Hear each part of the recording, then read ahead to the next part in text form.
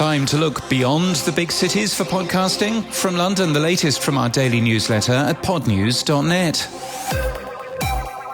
Are there opportunities for podcasting outside the big cities? In a blog post today, Larry Rosin looks at the data from Edison Research's Infinite Dial, suggesting that fewer people listen to podcasts in small cities and rural areas. You'll find that linked from our show notes and our newsletter at podnews.net.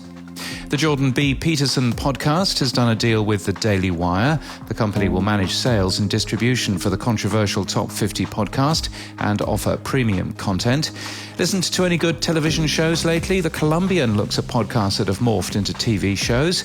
A criminal defense attorney, Bob Motter, is the curator of EarBuds podcast collective this week, with 5 recommendations for podcast episodes about true crime.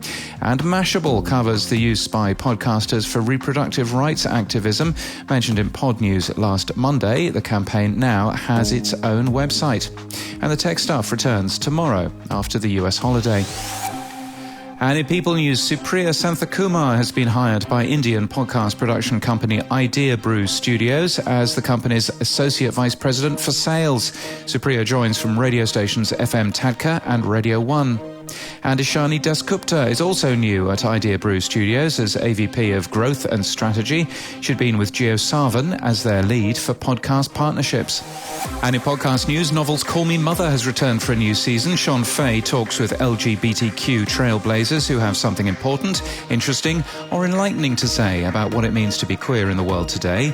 And women are turning into dragons. Audio fiction podcast The Dragoning releases its 2nd season today, as one tourist brings their girlfriend from Dragon City to their home country, where no dragons have been documented yet.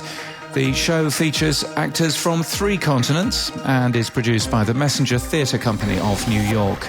And that's the latest from our newsletter. To read all the stories and subscribe, we're at podnews.net.